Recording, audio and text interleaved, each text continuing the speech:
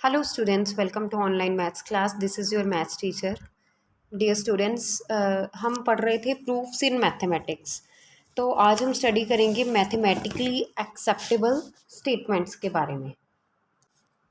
तो mathematically acceptable statements कौन सी होती हैं? There are statements in maths too. Maths में भी स्टेटमेंट्स होती हैं. In mathematics a statement can not be ambiguous. Ambiguous का मीन्स होता है कि वो अनक्लियर हो, ना पता हो कि ठीक है ना पता हो कि गलत है, तो उसे बोलते हैं ambiguous, means unclear.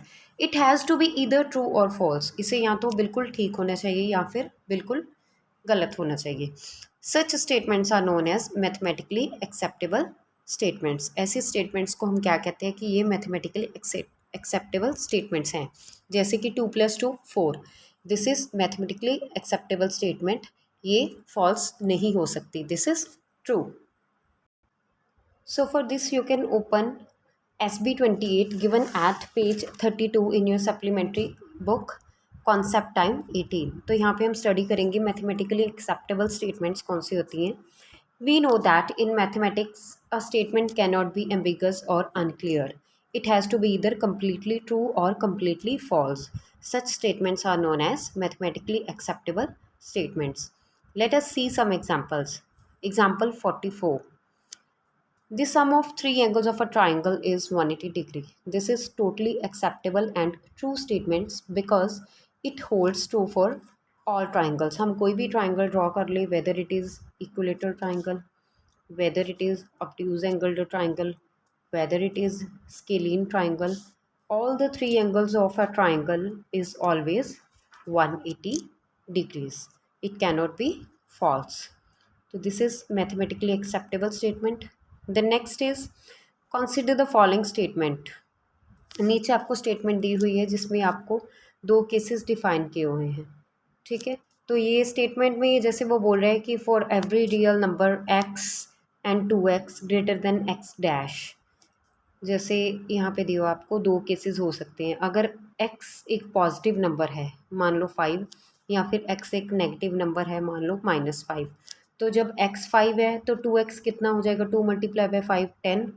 10 is always greater than 5. तो यहाँ पे जो 10 है that means 2x is always greater than x. और सेकेंडली आप देख सकते हो यहाँ पे अगर x को हम -5 ले लेते हैं, ठीक है, तो 2x कितना हो जाएगा? -10.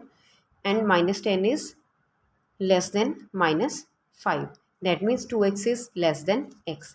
तो ये जो स्टेटमेंट है डिपेंड करती है x की वैल्यू पे. तो यहाँ पे उन्होंने सोल्यूशन में क्या किया हुआ है, from cases 1 and 2 we can conclude that statement is always true for a positive real number but not true for a negative real numbers. So how can we modify this statement to make mathematically acceptable. हम इसे कैसे mathematically acceptable बना सकते हैं? हम इसके ऊपर एक कंडीशन लगा सकते हैं. स्टेप 3 रहेगा the statement can be made true by adding a condition to it. कौन सी कंडीशन? आप देखते हो जैसे समटाइम्स आपको कोई क्वेश्चंस दिया होते हैं जैसे 1/x-2 इज इक्वल टू 4.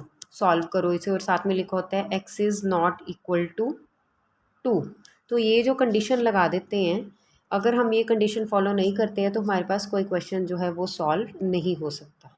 ठीक है, तो उसके ऊपर कंडीशन लगा के उसे मैथमेटिकली एक्सेप्टेबल स्टेटमेंट बना देते हैं. जैसे रैशनल नंबर्स की definition, it can be represented in the form of p/q.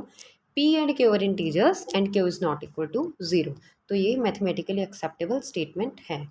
Okay, so इसके लिए आप अपना पेज यही रेफ़र कर सकते हो एस बी का, that is page SB28 at page 32.